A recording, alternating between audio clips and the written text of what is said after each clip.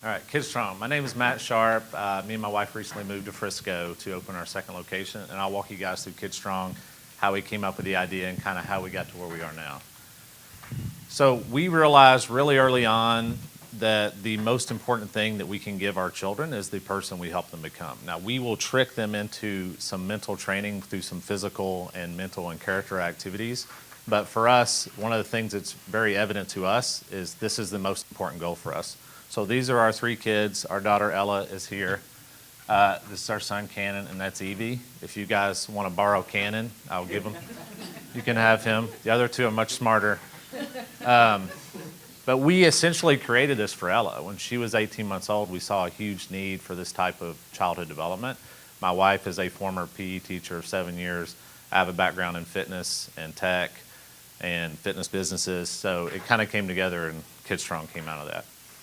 So this stuff is probably not news to you guys, that there's a growing problem now.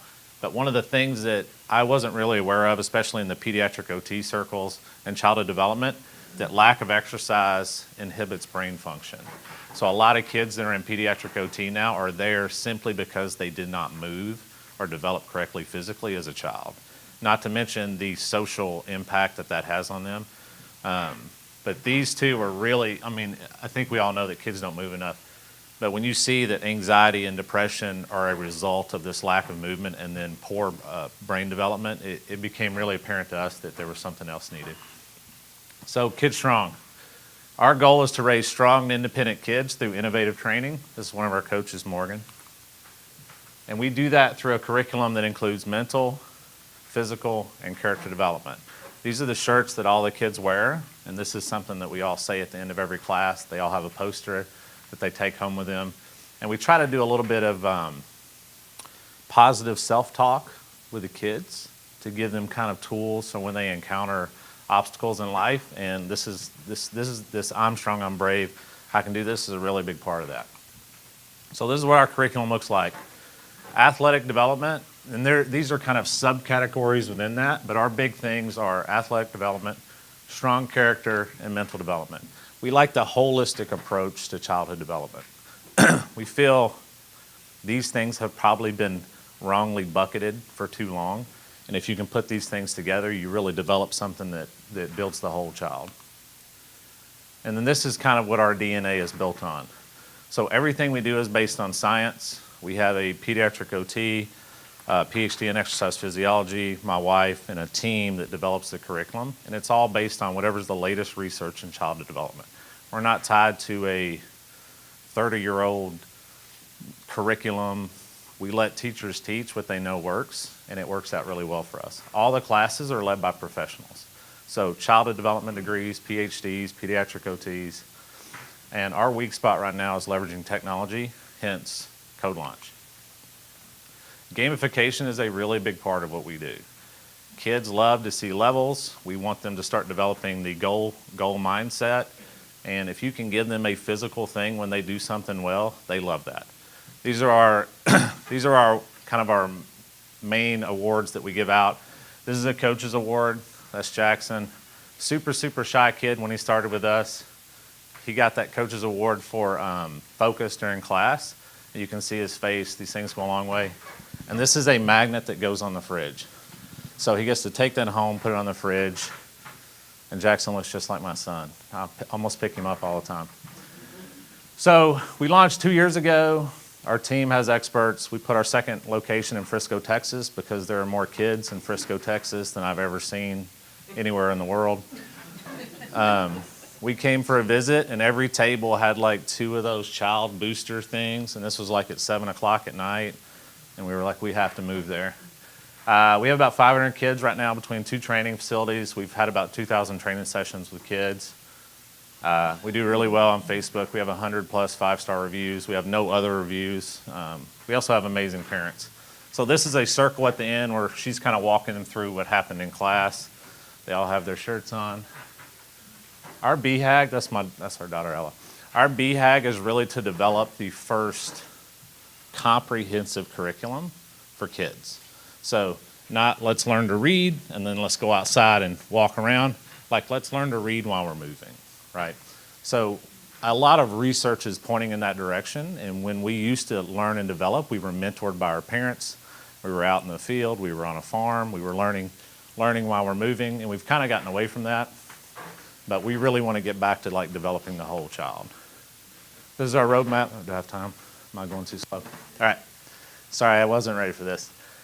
We have locations. We've built a curriculum. We've started to gamify that. And then our next phase is really getting on mobile and collecting a lot of data on childhood development.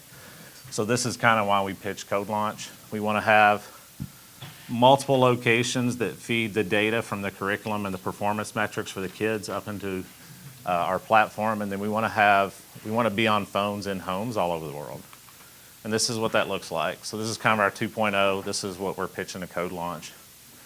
So a dashboard for the child. They're graded on, I don't think you can read this, but there's fitness, mental, and character development. They get scores based on those three things. They have daily challenges. So this is a challenge that works on a child learning how to introduce themselves to someone. So the parent works with them. They learn to look someone in the eye, shake the hand, say, hi, my name is blank, nice to meet you. If they do that 5 times, they get credit for it. Remember Jackson, kids love to get credit for stuff. We can run gamification on top of that. I've learned a lot in my background, social gaming, about how strong the psychology is of streaks and gamification. And one of the things I've really noticed, it's really hard for the backyard to compete with Call of Duty. Like, right? So there are experts hired to make Call of Duty in these games highly addictive, right? But if a child has to choose between Call of Duty and the backyard, like the backyard has no chance, right? So we really want to take that psychology and those frameworks and apply them to childhood development. Phase 2 for us is the immersive arcade. So this is their dashboard, and this is our space in Frisco, having beacon technology and basically tracking the child's movement through the space, and the parents having a real-time feedback on how much the child has moved. They get scored on that. Imagine if there was a video game that the kid could step in, he plays the game, he gets a score, he steps out, that's his dashboard. So that's what we're going for in the space. And there's Ella, she gets one other pick. Wearable tech is kind of our longer term goal. We know that there's a minimum amount of activity that is required for healthy brain development. So we, at minimum, with the tech, we want to make sure the kid's moving enough so that their brain develops correctly. So having a device that tracks that, let's say at 5 o'clock, we're 5 minutes short, let's go for a walk.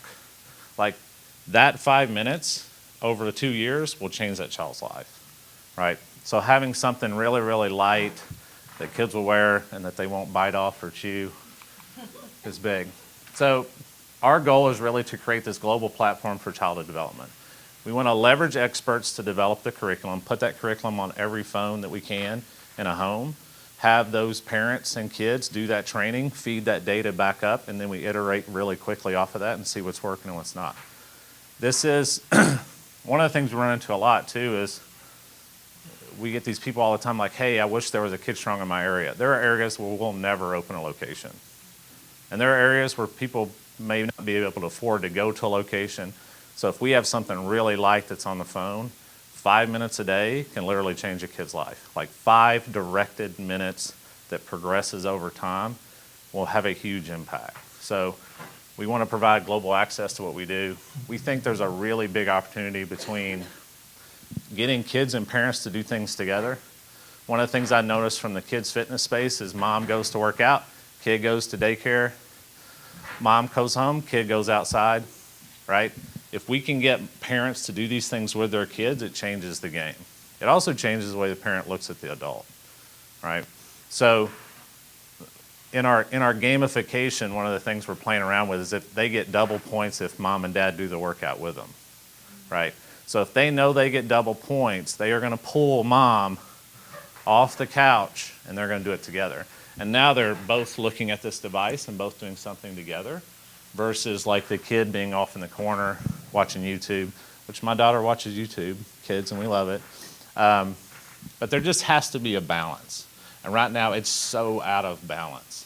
Remember, backyard Call of Duty, backyard loses almost every time. So, and we really feel like if we can gamify childhood development, that will really change the game. And then there's one of our Fit Family classes. So we have classes where the parents and the kids work out together all in one class. And then I have a bunch of other stuff, and I'm sure I've ran out of time. Yeah. Yeah. Matt, perfect. Great presentation. Yeah. First of all, let's let everyone know that Matt pitched in at the last minute last night as we had a cancellation, and he really came not prepared for this presentation, and we really appreciate that first and foremost. So, Malithia. Thank you, Malithia. Question I have, and I think you started answering at the end. So, my question really is, how do you get parents to buy in? Obviously, the kids go to your classes and do things, but in today's world, if the parents don't reinforce that at home, then what progress are you really making? And so, how do you train the parents to help the kids continue your program? So we train the parents the same way we train the kids. Like, there is a gamification loop, and there are gamification principles that are applied. One of the things I saw really early on when we were studying the space was that in martial arts, if you don't attend enough classes, you can't take the belt test. So I saw a kid in the lobby one time, like, going ballistic on their parents because they had missed one of their classes and they weren't allowed to take the belt test with all their friends because they were one class short. That would work with me if my daughter was missing out on an opportunity because I failed to bring them. So I really think this feedback loop is key. So, like, you have to show progress and you have to show what's next.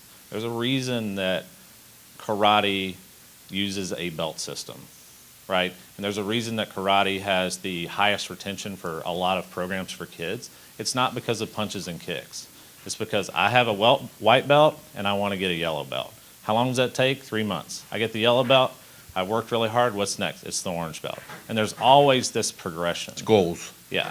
And with sports, it's a little tougher, right? I played sports. I played high school sports. I played college sports. But there's not this, like, ongoing, like, what's next? What's next? What's next? And if you notice, video games use this really well. The first level of Mario is really easy. And you get the flag. And what's the next level? It's 5% harder. And then it's 5% harder. And if a kid has been playing it for a long time, there's a lot of sunk costs there, right? They're invested, right? So it's really hard for them to disengage. The issue with childhood development, there's never been a thing that we've seen that shows the progress and the investment over time. And if we can, one of the things we do all the time is we'll take a kid like Jackson. Jackson, when he walked in, was like this, right? Super shy. You ask him what his name was, he'd mumble. Like, you saw Jackson now. This is probably, we've been open 2 months. He's probably been there 6 weeks. Like, this stuff really works. But, like, it would be really nice to show his mom, here quantitatively, is how much he's improved over time. Like, there's a lot of qualitative feedback where, like, he's happier. He comes in, he gives us a high five. But if you can really use that gamification to show these, like, steps that they've progressed over time, as a parent, I think that's key. All right, so last question for me before I get to the audience. All right, so is there that gauge that you have a timeline, a beginning, a current, and a future? Is there some kind of a line that says Jackson started out here, and here's where we think on that same scale he is today? So you can show progress, and the parents can then interact and say, yes, I agree. Yeah, that's a good question. So what we're working on right now is what we call like a KidStrong assessment. So it's 15 points, 5 character, 5 mental, and 5 academic. And we put a kid through this assessment the first day we see them. And then we can retest that on 6-week intervals and literally show the parents' progress. The best thing we can do, and that's why we want to be on the phones, is because you can write things down and you can show them to parents, but this is where everybody looks, right? And if I can be there and I can show progress on the phone in their hand, I think that's where our biggest win is. Totally. Yeah. Right. Question. Well, of course, thanks again for being here. I certainly appreciate it. My kids actually have done KidStrong, so we've experienced it, and Matt and his wife and his staff are all excellent teachers, and I will say that one of the things that really attracted me to his business is that my kids would be taught and coached by professionals versus some of these high school summer kids who I've dealt with at all these other places that charge me $1 billion and my kids get bored. Which is better than nothing. Which is better. I don't know. I might argue against that. It's my budget.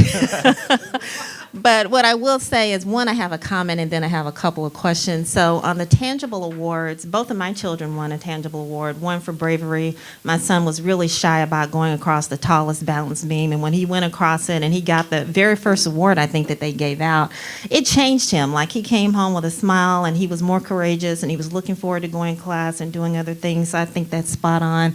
And for my daughter Olivia too, who is a really good listener everywhere else but at home. She actually won an award for listening and following instructions, and it made her excited about the class too and more open to going and being outward and trying new things. So I think that those are great, and it's not something that other classes are doing in the area. And I know, because I try almost everything, I really do believe in exposure for my kids.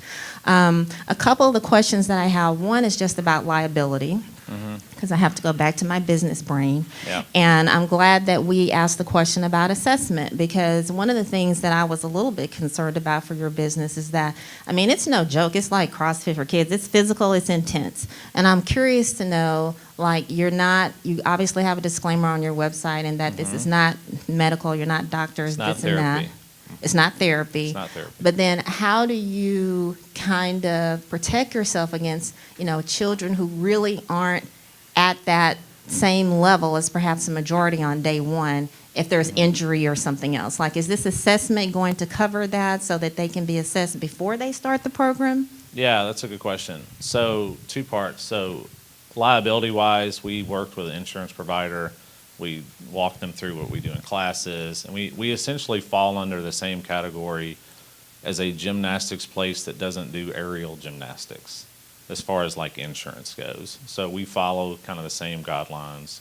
And I don't know if you guys have been to a gymnastics class, but the kids are like 3 stories upside down in the air.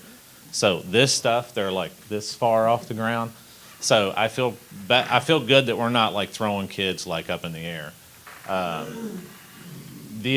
From our PhD and our OT, we have been developing this assessment for a while. I think it has to encompass like our 3 pillars, and I think we have to get it on the phones again so that the parents can see it on their phone, because we do a lot of stuff now and the record stays at the location. So like when a kid does something, they get check marks and it goes on their card, and they achieve a milestone, it goes on their card, but that card stays at the location. And just in my experience, if you're like not on the phone, you are forgotten. People are just really busy. So I know that we can't rely on that card and that folder at our location to drive behavior for that parent. So I know we have to be on the phone. Okay, cool. So the assessment will do that. But now they go into classes based on ability level and age right now. Okay. Yeah. Cool. And I love so many of the things that you're doing. I was really surprised to hear about the wearable. So what's going to be the, defense against the baby Fitbit that comes in and like takes away your audience? I mean, so many parents are already bought in on that. So now if I have baby Fitbit, why do I want KidStrong Fitbit? So I think the thing that separates us is the curriculum. Like, there are things that track things, but unless that ends up in a long-term change in behavior, I don't think it works. So, for example, I was on an airplane once and I saw a guy doing this. I said, "What in the crap are you doing?" He's like, "I'm getting my steps in." Right? So he will definitely get his steps in.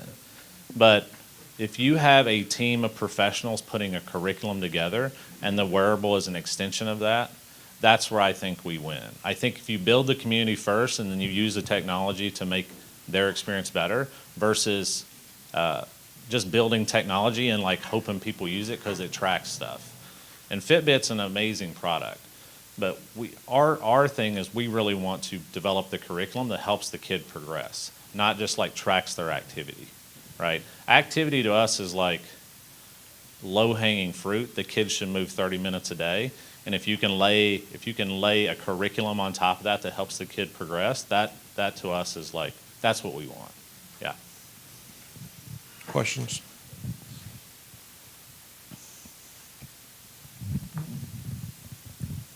Great presentation.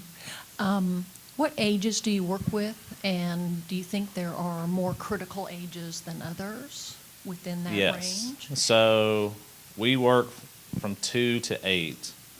Our sweet spot is 2 to 6. We think those are really crucial years. A lot of the research shows that before 4, there's a lot of tracks that are kind of laid in the child. So 2 to 4 is a really critical age. This is not to say that these things can't change, but there's just a lot of core behaviors and personality that are laid before 4. So we really concentrate on 2 to 6. We think all kids need it, but above 8, kids and parents are really distracted. There's a billion activities, there's a billion things going on. So like 2 to 6, 2 to 8 is really like our sweet spot. And how many hours a day are they involved? So this is 45-minute class once a week of curriculum, and then if they want, they have 2 practice sessions that are directed practice with a coach there that helps them practice specific skills. So for example, one of our skills is climbing a rope. So like in class, they would receive instruction on that. They would go through that with their peers, and then if they wanted to, they would come back for a practice, and a coach would be there to help them work on that specific skill if that's something that's like a weak spot for them. It's like a study hall with like a teacher there. Yeah. All right, I got another question for you. Yeah. I've actually participated not in your concept, but there's another concept out there called Little Gym. I don't know if you heard of it. So we created this after going there. Okay. Yeah. So my questions is actually geared towards that because I actually do see, because I took my daughter to Little Gym and I did see a lot of positive impact. Mm-hmm. However, due to cost restrictions and stuff like that, you're dealing with a different type of threshold in regards to income disparity. But within their structure, they had like set classes. Is your structure set up the same way? And are y'all trying to take it to more of the franchise model?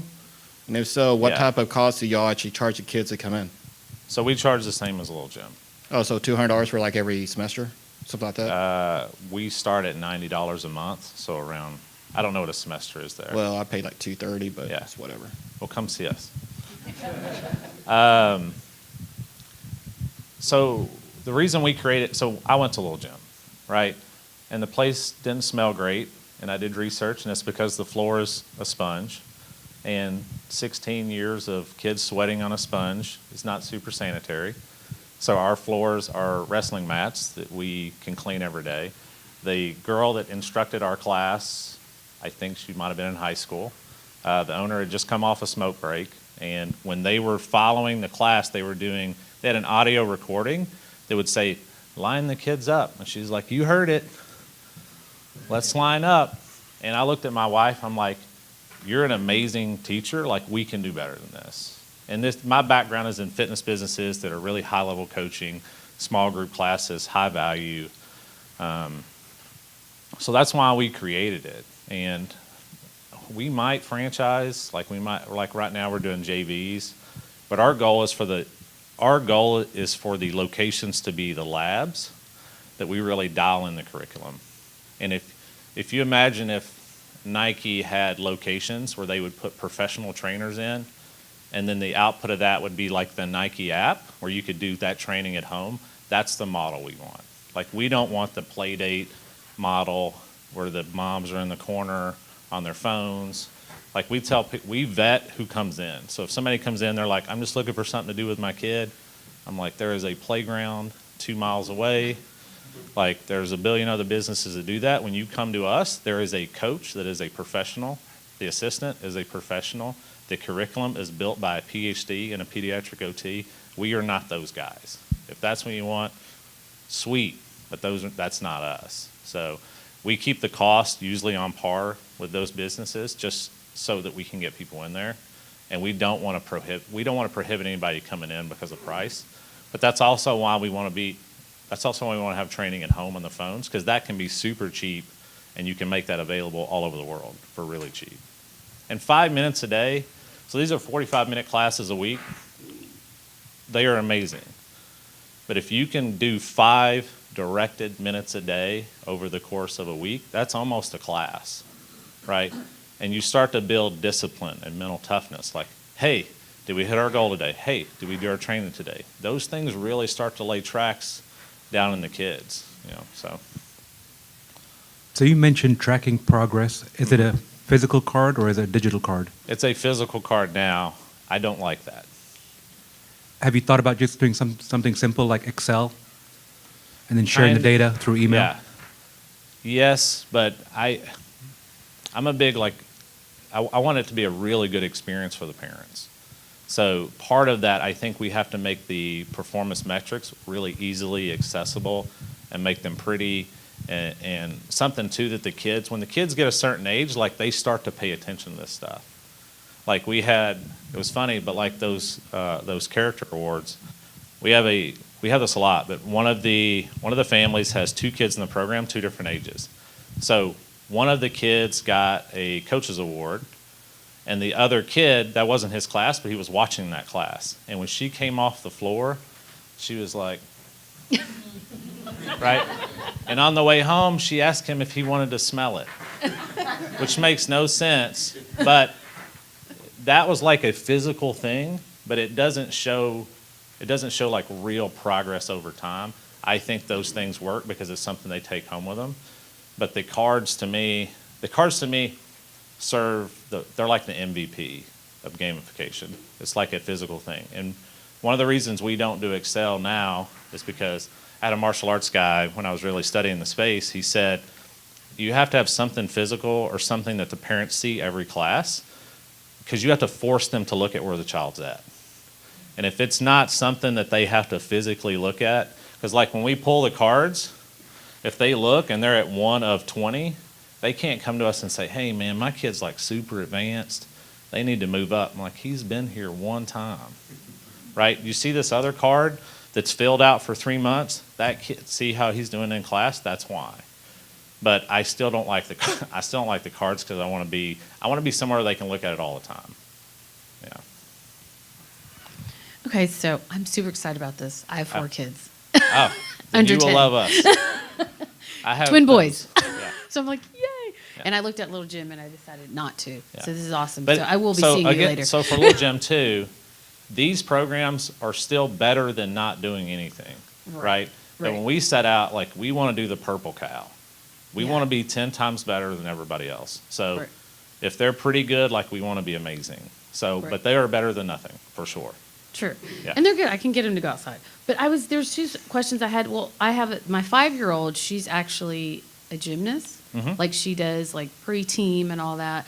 So is this something that might work? I mean, is it Yeah. necessary to kind of do something like this? Or is it because she's doing such It's a good hard question. gymnastics? I mean, she does that 3 days a week, Yeah. you know? So it's a good question. So when you put a child in a sports-specific activity, they are training sports-specific movements.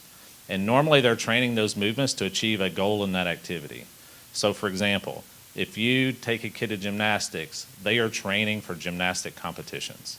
They're not training to be like good gymnasts. They are training for gymnastic competitions, right?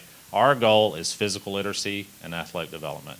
So if a kid is physically literate in athletic development, they can play anything, right? So gymnastics is probably the most solid base athletically, but I played college football, and you could take a college football player and say, here's ping pong, and they would like hit themselves in the face with a paddle.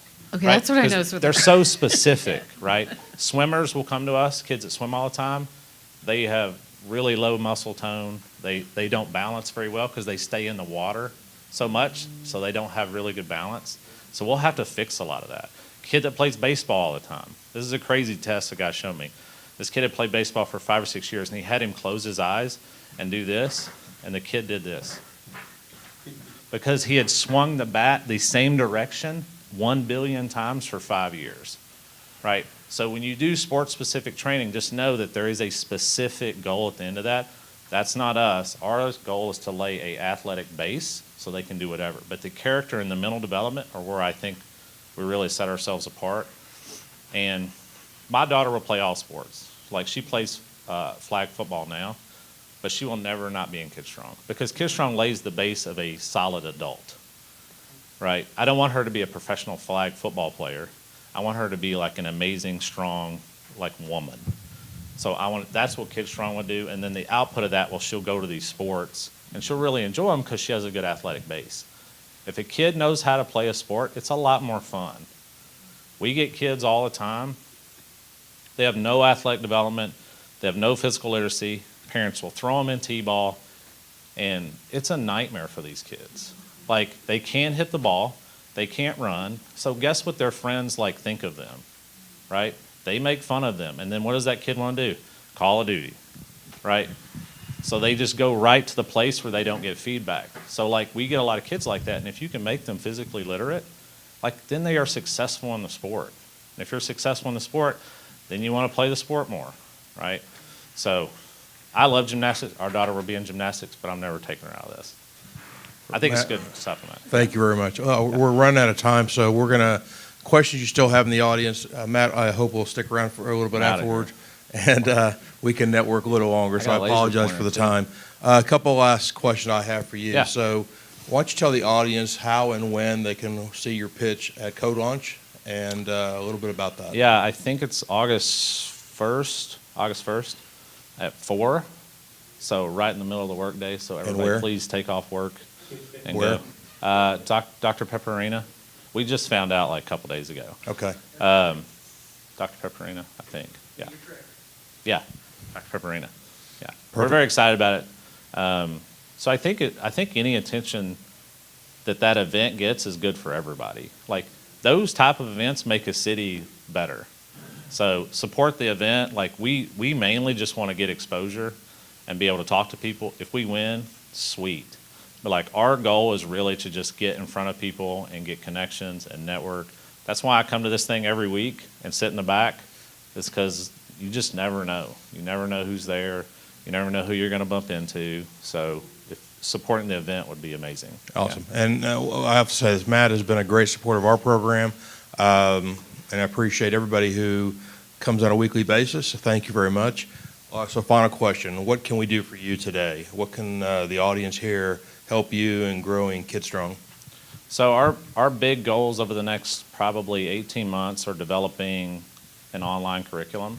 So if anybody has experience in that, I'm looking for that stuff. We have some experience, but we're really trying to create a new category. And a lot of these things haven't been done before. So anybody has experience in online curriculum, I would love that. I think supporting the event would be great, not just for us, but for the other entrepreneurs that come in. And just like helping build the tech entrepreneurial community in Frisco. There's a lot of energy in Frisco. And I think if we can just like support these events, and 1 Million Cups is a great example of that. Like, we just keep supporting those. Like, just really good things happen when really like driven people get together. So, Thank you very much. I appreciate it.